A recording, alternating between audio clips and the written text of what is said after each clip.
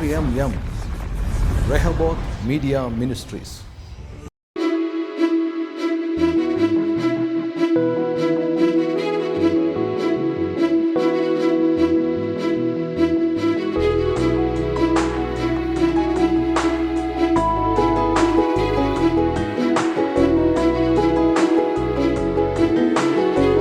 ಆರಾಧನೆ ಯೇಸುವಿಗೆ ನಮಸ್ಕರಿಸುವೆ ಪ್ರಿಯನೇ.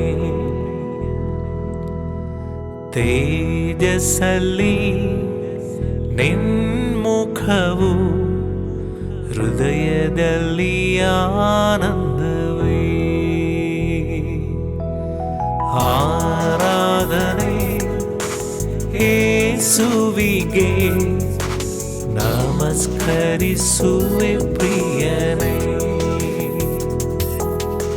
ತೇಜಸ್ಸಲ್ಲಿ ನಿನ್ಮುಖವು ಹೃದಯದಲ್ಲಿ ಆನಂದವೇ. ನನ್ನ ಕಣ್ಣೀರು ನಿನ್ನ ಕರದಿ ಒರೆಸಿದು ಅರಿತೇನು ನಾ. ನನ್ನ ಕಣ್ಣೀರು ನಿನ್ನ ಕರದಿ ಒರೆಸಿದು ಅರಿತೇನು ನಾ. ಆರಾಧನೆ ಯೇಸುವಿಗೆ ನಮಸ್ಕರಿಸುವೆ ಪ್ರಿಯನೇ.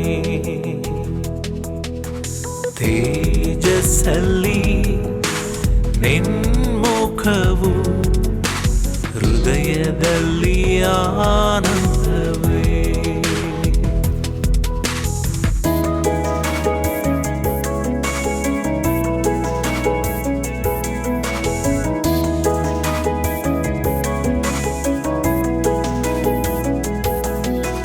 ನಿನ್ನ ಹಸ್ತದಿ ಅಪ್ಪಿಕೊಂಡು ಬಲಪಡಿಸಿದೆ ನನ್ನನ್ನು.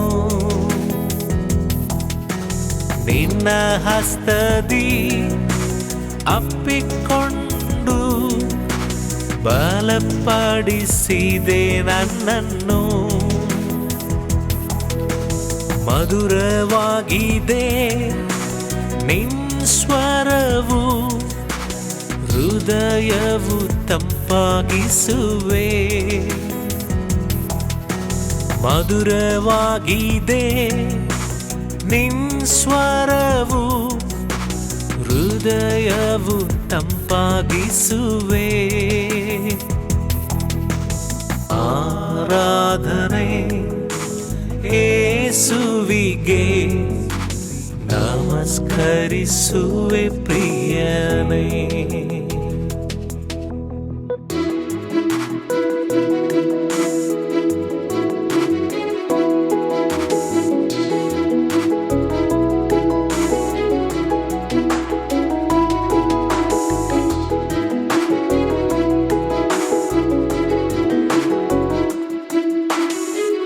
ಸಮ್ಮುಖದಲ್ಲಿ ಬಾಲಲಿನ ಪಾದವನ್ನು ಚುಂಬಿಸುವೆ. ಸಮ್ಮುಖದಲ್ಲಿ ಬಾಲಲಿನ ಪಾದವನ್ನು ಚುಂಬಿಸುವೆ.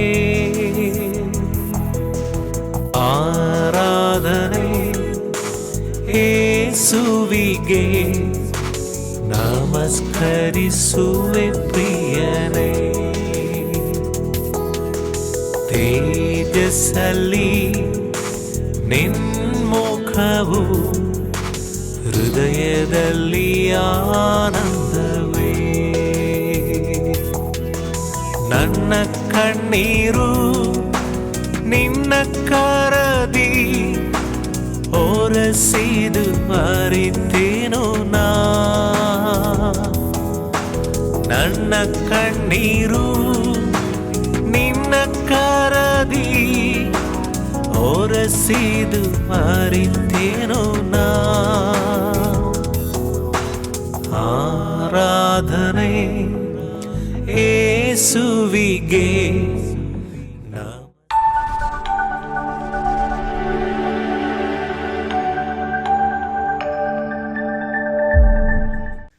ಜೀವವಾಕ್ಯ ಕಾರ್ಯಕ್ರಮಕ್ಕೆ ಮತ್ತೊಮ್ಮೆ ಸ್ವಾಗತ ಬಯಸ್ತಿದ್ದೇವೆ. ಬನ್ನಿರಿ, ಇವತ್ತಿನ ದಿವಸ ನಾವು ದೇವರ ವಾಕ್ಯದಿಂದ, ಅದೇ ಸಂದರ್ಭದಲ್ಲಿ ನನ್ನ ಆತ್ಮ ಸಾಕ್ಷಿಯ ಬಗ್ಗೆ ಕೂಡ ನೀವು ಕೇಳಿಸ್ಕೊಳ್ಬೋದು.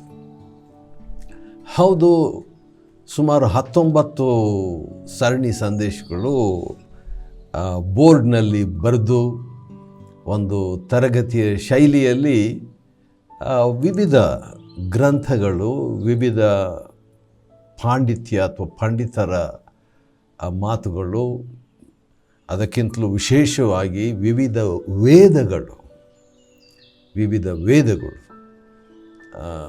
ಋಗ್ವೇದ ಮುಂತಾದ ವೇದಗಳು ಮತ್ತು ಸತ್ಯವೇದದಿಂದ ಮತ್ತು ವೈಜ್ಞಾನಿಕವಾಗಿ, ಅದೇ ಸಂದರ್ಭದಲ್ಲಿ ಪುರಾತನ ವಸ್ತುಶಾಸ್ತ್ರ ಮತ್ತು ಈ ಹಸ್ತಪ್ರತಿಗಳ ಒಂದು ಆಧಾರ, ಈ ರೀತಿಯಾಗಿ ಅನೇಕ ವಿಷಯಗಳನ್ನು ನಾವು ತರಗತಿಯ ಒಂದು ಶೈಲಿಯಲ್ಲಿ ಬರೆದು ಲಿಖಿತ ರೂಪದಲ್ಲಿ ಪ್ರಿಯ ವೀಕ್ಷಕರೇ ನಿಮ್ಮ ಮುಂದೆ ಸಮರ್ಪಿಸಲಾಗಿದೆ. ಇವತ್ತಿನ ದಿವಸ ನನ್ನ ಆತ್ಮಸಾಕ್ಷಿ, ನನ್ನ ಆತ್ಮ ಅಂತ ಯಾಕೆ ಹೇಳಿದ್ದೀನಿ ಅಂದರೆ, ಸಾಕ್ಷಿಯಲ್ಲಿ ವಿವಿಧ ಸಾಕ್ಷಿಗಳಿದೆ. ಆದ ಕಾರಣ ನನ್ನ ಆತ್ಮಕಥೆ ಅಂತ ಹೇಳೋಣ, ಅಥವಾ ಸಾಕ್ಷಿಯಾಗಿರಲಿ, ನನ್ನ ಆತ್ಮಕಥೆ ಅಂತ ಹೇಳೋಣ. ಇದು ಅದೇ ಸಂದರ್ಭದಲ್ಲಿ ಸಾಕ್ಷಿ. ಯಾಕಂತ ಹೇಳಿದರೆ ಇದುವರೆಗೆ ಒಂದು ಸಿದ್ಧಾಂತವನ್ನು ಅಥವಾ ಒಂದು ಹೇಳಿಕೆಯ ರೂಪದಲ್ಲಿ ಆಯಿತು. ಆದರೆ ಇವತ್ತಿನ ದಿವಸ ಒಂದು ಪ್ರಾಯೋಗಿಕವಾದ ರೀತಿಯಲ್ಲಿ ಸಾಕ್ಷಿಯನ್ನು ತಮ್ಮ ಮುಂದೆ ಇಡಲಿಕ್ಕೆ ಇಷ್ಟಪಡ್ತೇನೆ. ಸಾಕ್ಷಿ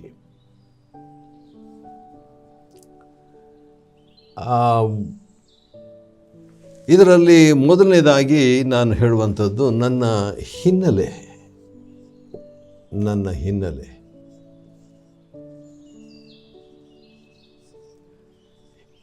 ಸ್ವಲ್ಪ ಹೇಳ್ಕೋಬೇಕಂತ ಅನ್ನಿಸ್ತದೆ. ಅದೇನಂತ ಹೇಳಿದ್ರೆ 1951ರಲ್ಲಿ ನಾನು ಹುಟ್ಟಿದ್ದು ಮತ್ತು ಹಾಗಾದರೆ ನೀವು ಲೆಕ್ಕ ಹಾಕ್ಕೋಬೋದು. 19ನೇ ತಾರೀಕು ಅಕ್ಟೋಬರ್ ತಿಂಗಳು,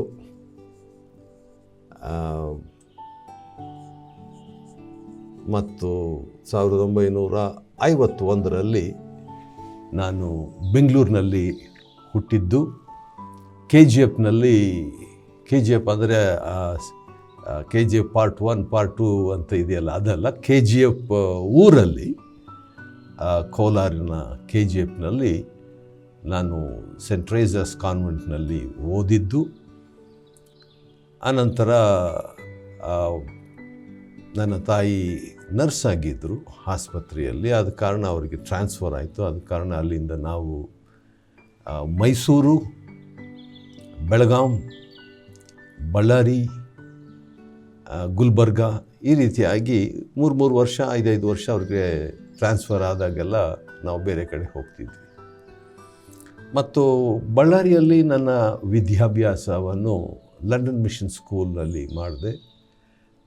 ಸೋನಾಬಾಯಿ ಅಂತ ಹೇಳ್ಬಿಟ್ಟು ನನಗೆ ಹೆಡ್ ಮಿಸ್ಟ್ರೆಸ್ ಆಗಿದ್ದಂಥವರು ಬಹಳ ನನಗೆ ಅಕ್ಷರಿಕವಾಗಿಯೂ ವಿದ್ಯಾಭ್ಯಾಸದಲ್ಲಿಯೂ ಆತ್ಮಿಕವಾದ ರೀತಿಯಲ್ಲಿ ಸಹಾಯ ನನಗೆ ನೀಡಿದರು. ಮತ್ತು ನನ್ನ ಕ್ಲಾಸ್ ಟೀಚರು ಪದ್ಮ ಟೀಚರ್ ಅಂತ ಹೇಳ್ಬಿಟ್ಟು ಶ್ರೀಮತಿ ಇಂದಿರಾ ಗಾಂಧಿಯಿಂದ ಅವರು ಒಂದು ಪ್ರಶಸ್ತಿಯನ್ನು ಕೂಡ ಪಡೆದಿದ್ದಾರೆ, ಪದ್ಮಜಾನ್ ಅಂತ ಹೇಳಿಬಿಟ್ಟು. ಈ ರೀತಿಯಾದಂಥ ಒಂದು ಹಿನ್ನೆಲೆ. ಅದೇ ಬಳ್ಳಾರಿಯಲ್ಲಿ ವಾಡ್ಲಾ ಹೈಸ್ಕೂಲ್ನಲ್ಲಿ ನಾನು ನನ್ನ 7ನೇ ಕ್ಲಾಸ್ ಆದಮೇಲೆ 9, 10, 11 ಆ ರೀತಿಯಾಗಿ ನನ್ನ ಕ್ಲಾಸ್ ಟೀಚರ್ ರಾಮಚಂದ್ರ ರಾವ್ ಅವರು, ನನ್ನ ಕನ್ನಡ ಪಂಡಿತರು ಬಸವರಾಜ್ ಶರ್ಮಾ ಅವರು, PL ಸ್ಯಾಮ್ಯುಯಲ್ ಅವರು ನನ್ನ ಹೆಡ್ ಮಾಸ್ಟರ್ ಆಗಿದ್ದರು. ಅನಂತರ JD ಪಾಲ್ರವರು ನನ್ನ ಕ್ಲಾಸ್ ಟೀಚರ್ ಆಗಿದ್ದರು. ಈ ರೀತಿಯಾಗಿ ಶಾಲೆಯ ಒಂದು ಹಿನ್ನೆಲೆ ನನ್ನದಾಗಿತ್ತು.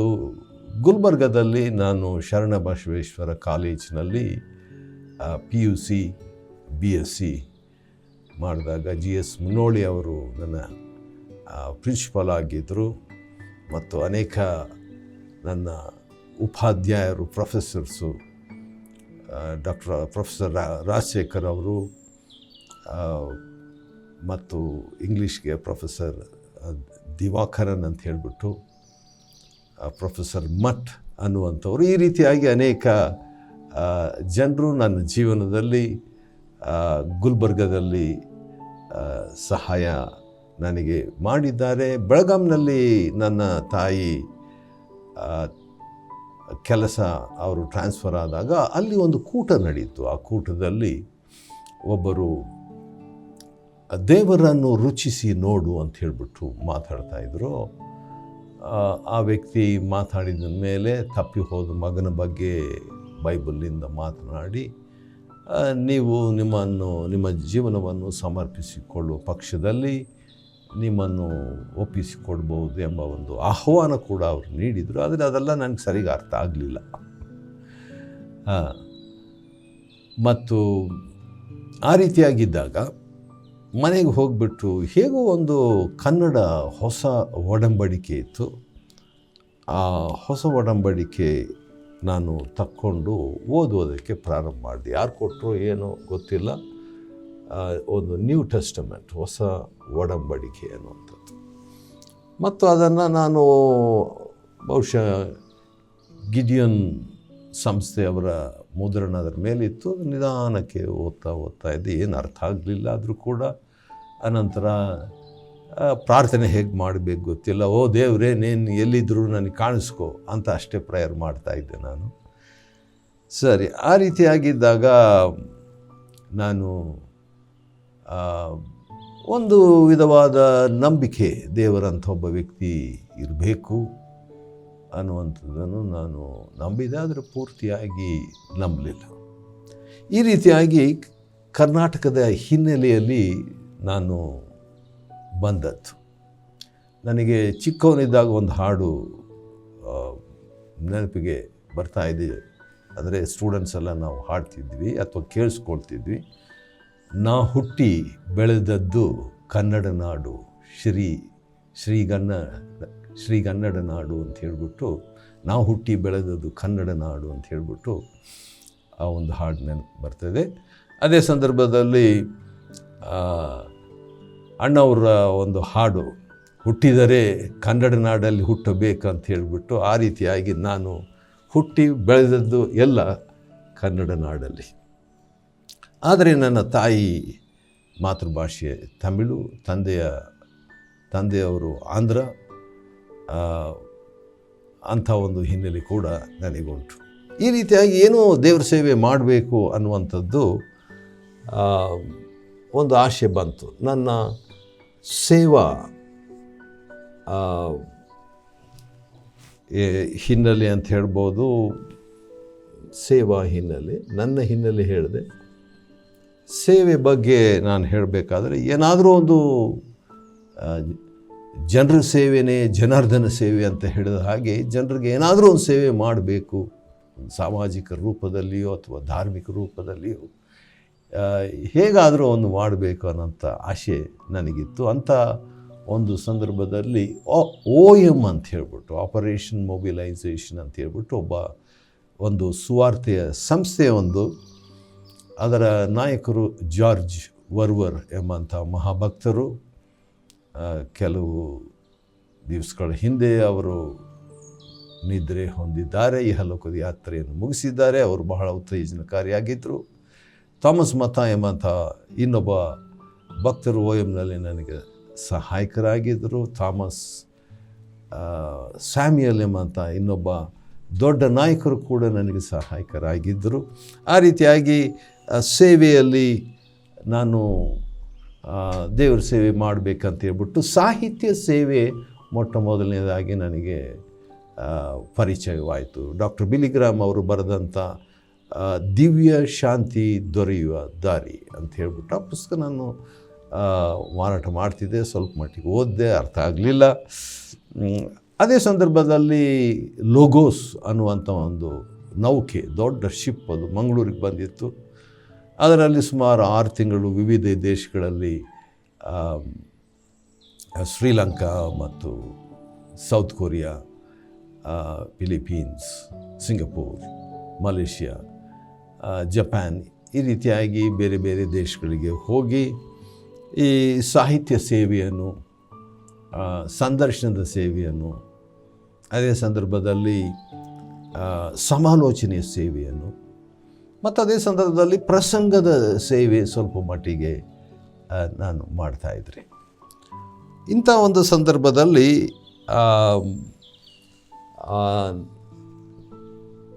ಪವಿತ್ರಾತ್ಮ ಎಂಬ ಪವಿತ್ರಾತ್ಮನ ಅನುಭವ ಒಂದು ನನಗಾಯಿತು. ಇದಕ್ಕಿಂತ ಮುಂಚೆ ಸೇವಾ ರೂಪದಲ್ಲಿ ಯೇಸು ಕ್ರಿಸ್ತನ ವಿಷಯವಾಗಿ ನನಗೆ ಪರಿಚಯವಾಯಿತು. ಆದರೂ ಅದೇ ಸಂದರ್ಭದಲ್ಲಿ ನಾನು ಒಬ್ಬ ಅನ್ವೇಷಕನಾಗಿದ್ದೆ. ಅನ್ವೇಷಕ ಯಾಕಂತ ಹೇಳಿದ್ರೆ ಪೂರ್ತಿಯಾಗಿ ನನಗೆ ಅರ್ಥ ಆಗಲಿಲ್ಲ. ಅದನ್ನು ಅಧ್ಯಯನ ಮಾಡಿಕೊಳ್ತಾ ಇದ್ದೆ. ಪ್ರಜಾಪತಿರ್ ದೇವಭ್ಯಂ ಯಜ್ಞಂ ಆತ್ಮನಾಂ ಕೃತ್ವ ಪ್ರಾಯಶ್ಚಿತ್. ದೇವರೇ ಮನುಷ್ಯನಾಗಿ ನನಗೋಸ್ಕರವಾಗಿ ಯಜ್ಞವಾದನಂತ ನಾನು ಕ್ರಿಸ್ತನ ವಿಷಯದಲ್ಲಿ ನಂಬಿದೆ. ಅದೇ ಸಂದರ್ಭದಲ್ಲಿ ಪವಿತ್ರಾತ್ಮನ ಅನುಭವದ ಬಗ್ಗೆ ಒಬ್ಬ ಮಹಾನ್ ಭಕ್ತರು DGS ದಿನಕರನ್ ಎಂಬ ವ್ಯಕ್ತಿ ನನಗೆ ಪರಿಚಯವಾದರು. ಅವ್ರ ಮುಖಾಂತರವಾಗಿ ನನಗೆ 1983ರಲ್ಲಿ ಮಂಗಳೂರಿನಲ್ಲಿ ನೆಹರು ಮೈದಾನ ಅಲ್ಲಿ ಒಂದು ಕೂಟವಾಯಿತು. ಕ್ರಿಸ್ ಪ್ಯಾನೋಸ್ ಎಂಬ ಮಹಾನ್ ಪ್ರಸಂಗಿಗೆ ನಾನು ಭಾಷಾಂತರ ಕನ್ನಡದಲ್ಲಿ ಮಾಡಿದೆ ಇಂಗ್ಲೀಷ್ನಿಂದ. ಆದರೆ ಜ್ಯೋತಿ ಮೈದಾನದಲ್ಲಿ, ಬಲ್ಮಠ ಮೈದಾನದಲ್ಲಿ ಮಂಗಳೂರಿನಲ್ಲಿ 1983 5 ದಿನಗಳ ಕೂಟ DGS ದಿನಕರನ್ ಅವರು ಯಾವ ರೀತಿಯಾಗಿ ಅವರು ಸ್ವತಃ ಯೇಸು ಕ್ರಿಸ್ತನನ್ನೇ ಅವರು ದರ್ಶನ 3 ತಾಸು ನೋಡಿದ್ರು ಅಂತ ಹೇಳಿದಾಗ ನನಗೆ ಭಾಳ ಆಶ್ಚರ್ಯ ಆಯಿತು, ಏನಪ್ಪ ಇದಂತ. ಅದಕ್ಕೆ ಅವರು ಹೇಳಿದರು, ನನ್ನ ಅನುಭವ ಒಂದು ಕೇವಲ ನನ್ನ ಶಕ್ತಿ, ನನ್ನ ಭಕ್ತಿ ಅಲ್ಲ, ಪವಿತ್ರಾತ್ಮನು ಯೇಸು ಕ್ರಿಸ್ತನು ಕೊಡುವಂಥ ಪವಿತ್ರಾತ್ಮನ ಶಕ್ತಿ ಅಂತ. ಪವಿತ್ರಾತ್ಮನ ಶಕ್ತಿ ಒಂದು ಉದ್ವೇಗವಲ್ಲ, ಒಂದು ಸಿದ್ಧಾಂತವಲ್ಲ, ಅದು ಒಂದು ಏನಂತಾರೆ ಪ್ರದರ್ಶನಕ್ಕಾಗಿ ಅಲ್ಲ, ಉದ್ವೇಗಕ್ಕಾಗಿ ಅಲ್ಲ, ಒಂದು ಸಿದ್ಧಾಂತಕ್ಕಾಗಿ ಅಲ್ಲ, ಪ್ರದರ್ಶನಕ್ಕಾಗಿ ಅಲ್ಲ.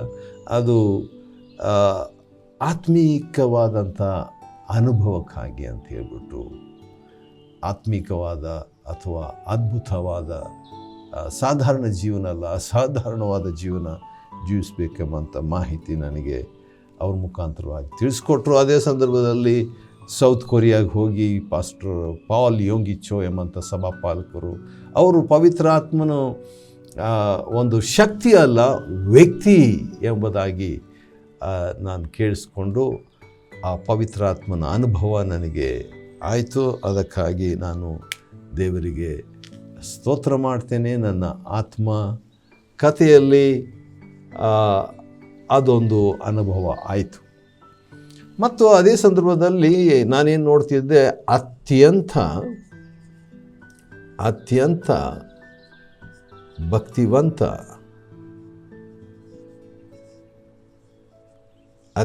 ಭಕ್ತಿವಂತರನ್ನು ನಾನು ಹುಡುಕ್ತಾ ಇದ್ದೆ.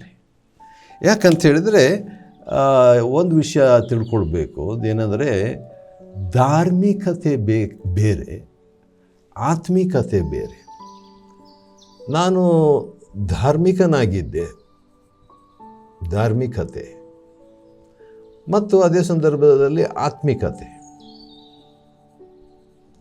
ಧಾರ್ಮಿಕತೆ ಅಂತ ಹೇಳಿದ್ರೆ ಪ್ರಾರ್ಥನೆ ಮಾಡುವಂಥದ್ದು, ವೇದ ಓದುವಂಥದ್ದು, ಅನೇಕ ಧಾರ್ಮಿಕ ಚಟುವಟಿಕೆಗಳನ್ನು ಮಾಡುವಂಥದ್ದು. ಆದರೆ ಅದೇ ಸಂದರ್ಭದಲ್ಲಿ ದೇವರಿಗೆ ಮೊದಲನೇ ಸ್ಥಾನ ಅಲ್ಲ, ದೇವರಿಗೆ 2ನೇದು 3ನೇದು 4ನೇ ಸ್ಥಾನ ಕೊಟ್ಟಿರೋದು ಜೀವನದಲ್ಲಿ, ಸ್ವಾರ್ಥ. ಆದರೆ ಆತ್ಮಿಕತೆ ಇದರ ಬಗ್ಗೆ ಹೇಳಬೇಕಾದ್ರೆ ನಿಸ್ವಾರ್ಥವಾದ ದೇವರಿಗೆ ಪ್ರಥಮ ಸ್ಥಾನ, ದೇವರಿಗೆ ಪ್ರಥಮ ಸ್ಥಾನ ಕೊಡುವಂಥ ಒಂದು ಜೀವನ. ಹಾಗಾದರೆ ಭಕ್ತಿವಂತರಂತ ಹೇಳಿದಾಗ ಆತ್ಮಿಕರಂತ ಅರ್ಥ ರೀ. ಅಂಥ ಭಕ್ತಿವಂತರನ್ನು ನಾನು ಹುಡುಕ್ತಾ ಇದ್ದೆ ಭಾರತದಲ್ಲಿ, ಎಲ್ಲಿದ್ದಾರಪ್ಪ ಭಕ್ತಿವಂತರು ಅಂತ. ಯಾಕಂತ ಹೇಳಿದ್ರೆ ನನ್ನ ಹತ್ರ ಒಂದು ಈ ನಾಯಕತ್ವ ಅಥವಾ ವ್ಯಕ್ತಿ ಪೂಜೆಯ ಒಂದು ಅಭ್ಯಾಸ ಇತ್ತು.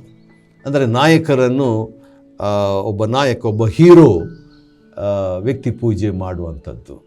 ಆ ರೀತಿಯಾಗಿ ಸಿನಿಮಾಗಳಲ್ಲಿ ಈ ಎಮ್ ಜಿ ರಾಮಚಂದ್ರನ್ ಎಂಬಂಥ ಭಾರತ ರತ್ನ ಹೊಂದಿದಂಥ ತಮಿಳುನಾಡಿನ ಮುಖ್ಯಮಂತ್ರಿ, ನಮ್ಮ ಕರ್ನಾಟಕದ ಡಾಕ್ಟರ್ ರಾಜ್ಕುಮಾರ್ ಅಣ್ಣವರು, ಈ ರೀತಿಯಾಗಿ ಒಂದು ವ್ಯಕ್ತಿಗಳಲ್ಲಿ ಒಂದು ಆಕರ್ಷಣೆಯನ್ನು ಹೊಂದಿ ಅವರಿಂದ ಏನು ಕಲಿಯೋದು ಅಂತ ನಾನು ನೋಡ್ತಾ ಇರುವಾಗ, ಅದೇ ರೀತಿಯಾಗಿ ಆತ್ಮಿಕವಾಗಿ ಕೂಡ ಕೆಲವು ವ್ಯಕ್ತಿಗಳನ್ನು ನಾನು ನನ್ನ ಜೀವನದಲ್ಲಿ, ಅದರಲ್ಲಿ ಒಬ್ಬರ ಬಗ್ಗೆ ನಾನು ಹೇಳಲೇಬೇಕು. ಅದು ಯಾರಂದರೆ ಭಕ್ತ ಸಿಂಗ್ ಎಂಬಂಥ ವ್ಯಕ್ತಿಗಳು.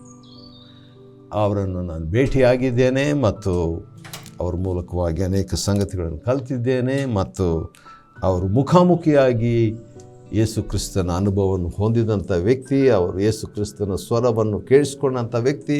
ಒಂದು 6 ಪತ್ರ ನನಗೆ ಬರೆದಿದ್ದಾರೆ. ಅವರೇ ನನ್ನ ಮದುವೆಗೆ ಬಂದು ಮದುವೆ ಮಾಡಬೇಕಾಗಿತ್ತು ನನಗೆ, ಆದರೆ ಅನಾನುಕೂಲತೆಯಿಂದ ಅವರು ಬರಲಿಲ್ಲ. ಅವರ ಬದಲು ಡಾಕ್ಟರ್ DGS ದಿನಕರನ್ ಅವರು ಬಂದರು ಮತ್ತು ಬೆಂಗಳೂರಿನ ಮತ್ತೊಂದು ಮಹಾಭಕ್ತರು ಝ್ಯಾಕ್ ಪೂನನ್ ಅವರು ಮದುವೆಯನ್ನು ನಡೆಸಿಕೊಟ್ರು. ನನ್ನ ಕುಟುಂಬ ಜೀವನದ ಬಗ್ಗೆ ಕೂಡ ಸ್ವಲ್ಪ ಹೇಳಬೇಕ್ರಿ. ನನ್ನ ಕುಟುಂಬ ಜೀವನ ಅಥವಾ ಕುಟುಂಬ ಹಿನ್ನೆಲೆ ಅಂತ ಕೂಡ ಹೇಳ್ಬೋದು. ನನ್ನ ಕುಟುಂಬದ ಬಗ್ಗೆ ಹೇಳಬೇಕಾದ್ರೆ, ಶ್ರೀಮತಿ ಅವರು ನನ್ನ ಜೀವನ ಸಂಗಾತಿ ಸ್ಟೆಲ್ಲಾ ಗುಂಜಾಳ್ ಎಂಬ ವ್ಯಕ್ತಿ, ಹುಬ್ಬಳ್ಳಿಯಿಂದ ಬಂದಂಥವರು. ಮತ್ತು ದೇವರು ನಮಗೆ 2 ಮಕ್ಕಳು, ಗ್ರೇಸ್ ಮತ್ತು ಗ್ಲೋರಿ ಎಂಬುದಾಗಿ 2 ಹೆಣ್ಮಕ್ಕಳು. ಗ್ರೇಸ್ ಅಂತ ಅಂದರೆ ಕೃಪೆ ಬಗ್ಗೆ ನನಗೆ ಬಹಳ ಇಷ್ಟ ಇತ್ತು. ಆದ ಕಾರಣ ಕೃಪೆ ಎಂಬುದಾಗಿ ಮಗಳಿಗೆ ಹೆಸರಿಟ್ಟೆ. ಮತ್ತು ಗ್ಲೋರಿ ಎಂಬುದಾಗಿ ಅಂದರೆ ದೇವರ ಒಂದು ಮಹಿಮೆ ಬಗ್ಗೆ ನನಗೆ ಹೆಚ್ಚಾಗಿ ಆಸಕ್ತಿ ಇತ್ತು. ಅದಕ್ಕೆ ಮಹಿಮೆ ಅನ್ನುವಂಥ ಪದ ಇಂಗ್ಲೀಷ್ನಲ್ಲಿ ಗ್ಲೋರಿ ಅಂತ ಇಟ್ಟೆ. ಮತ್ತು ಗ್ರೇಸ್ ಯಜಮಾನರು ಸೊಲೊಮನ್, ಮೊದಲನೇ ಹಿರಿಯ ಅಳಿಯ, ಮತ್ತು ಗ್ಲೋರಿ ಯಜಮಾನರು ಜೇಸನ್ ಎಂಬ ವ್ಯಕ್ತಿ, 2ನೇ ಅಳಿಯ. ಮತ್ತು 2 ಮೊಮ್ಮಕ್ಕಳು, ಜೇಡನ್, ಜೆಸ್ ಮತ್ತು ಈಥನ್ ಅಂತ ಹೇಳಿಬಿಟ್ಟು ಇದ್ದಾರೆ. ಇದು ಕುಟುಂಬದ, ನಾವು ಬೆಂಗಳೂರಿನಲ್ಲಿ ಇರ್ತೇವೆ, ಬಾನಸವಾಡಿಯಲ್ಲಿ. ಮತ್ತು ದೇವರು ಒಂದು ಸ್ವಂತ ಮನೆ ಕೊಟ್ಟಿದ್ದಾರೆ. ಆ ಮನೆ ಕೋಲಾರಿನಲ್ಲಿದ್ದಾಗ ಒಂದು ಚಿಕ್ಕ ಮನೆಯನ್ನು ಮಾರಾಟ ಮಾಡಿಬಿಟ್ಟು ಹತ್ರ ಆವಾಗ ಒಂದು 3 ಲಕ್ಷ ರೂಪಾಯಿಗೆ ನಾನು ಒಂದು 50,000 ರೂಪಾಯಿಗೆ ಒಂದು ಮನೆ ತಗೊಂಡೆ ಕೋಲಾರಿನಲ್ಲಿ. ಅದನ್ನು 3 ಲಕ್ಷ ರೂಪಾಯಿಗೆ ಮಾರಾಟ ಮಾಡಿಬಿಟ್ಟು 3.5 ಲಕ್ಷ ರೂಪಾಯಿಗೆ ಬಾನಸವಾಡಿಯಲ್ಲಿ ಒಂದು ಸೈಟ್ ತಗೊಂಡು, ಅದು 4 ಲಕ್ಷ ರೂಪಾಯಿ ಲೋನ್ ತಗೊಂಡು ಅದನ್ನು ಮನೆಗೆ ಕಟ್ಟಿ ಈಗ ನಾವು ಅಲ್ಲೇ ವಾಸ ಮಾಡ್ತಿದ್ದೇವೆ. 6ನೇದಾಗಿ ನನ್ನ ಆತ್ಮಕಥೆ ಅಥವಾ ಸಾಕ್ಷಿಯ ಬಗ್ಗೆ, ನನ್ನ ಬೈಬಲ್ ಭಾಷಾಂತರ. ನನಗೆ ಬೈಬಲ್ ಭಾಷಾಂತರದ ಒಂದು ಆಸೆ ಭಾಳ ಇತ್ತು. ಮತ್ತು ಬೈಬಲ್ ಭಾಷಾಂತರ ಅಂತ ಹೇಳಿಬಿಟ್ಟು ನೋಡುವಾಗ ಅದರಲ್ಲಿ 10 ಬೈಬಲನ್ನು ಭಾಷಾಂತರ ಮಾಡುವಂಥ ಒಂದು ಕೆಲಸ ನನಗೆ ಇಂಟರ್ನ್ಯಾಷನಲ್ ಬೈಬಲ್ ಸೊಸೈಟಿಯಲ್ಲಿ ನನಗೆ ಸಿಕ್ತು ರೀ. ಆದ ಕಾರಣ ಕನ್ನಡದಲ್ಲಿ, ತಮಿಳಿನಲ್ಲಿ, ತೆಲುಗುನಲ್ಲಿ, ಹಿಂದಿಯಲ್ಲಿ, ಉರ್ದುನಲ್ಲಿ, ಮಲಯಾಳಂನಲ್ಲಿ, ಸಿನ್ಹಾಲ ಭಾಷೆ ಅಂದರೆ ಶ್ರೀಲಂಕಾದ ಸಿನ್ಹಾಲ ಭಾಷೆ, ನೇಪಾಳ ದೇಶದ ನೇಪಾಲಿ ಭಾಷೆ, ದಾರಿ ಭಾಷೆ, ಅಫ್ಘಾನಿಸ್ತಾನ ಭಾಷೆ, ಇದೆಲ್ಲ ನನಗೆ ಗೊತ್ತಿಲ್ಲ. ಆದರೂ ಕೂಡ ಕೆಲವರ ಸಹಾಯ ಇಟ್ಕೊಂಡು ನಿರ್ದೇಶಕರಾಗಿ, ಡೈರೆಕ್ಟರಾಗಿ ಸೌತ್ ಏಷ್ಯಾಗೆ ನಾನು ಮಾಡ್ತಿದ್ದೆ. ಅದರಲ್ಲಿ ಆಶ್ಚರ್ಯ ಏನಂತ ಹೇಳಿದ್ರೆ, ಅಯೋಧ್ಯದ ಅವಧಿ ಭಾಷೆ ಮತ್ತು ಬ್ರಜ್ ಭಾಷೆಯಲ್ಲಿ ಕೂಡ 2 ಬೈಬಲನ್ನು ಭಾಷಾಂತರ ಮಾಡಿದ್ದೇನೆ ರೀ ನಾನು. ಅಂದರೆ ನಾಯಕತ್ವ ವಹಿಸಿ ಮಾಡಿದ್ದೇನೆ. ಬ್ರಜ್ ಬೈಬಲ್ಲು ಶ್ರೀಕೃಷ್ಣ ಅವರ ಮಾತೃಭಾಷೆ ಅಂತ ಹೇಳಲಾಗಿ ಅದನ್ನು ಆ ಬೈಬಲ್ ಬ್ರಜ್ ಭಾಷೆಯಲ್ಲಿ ಮತ್ತು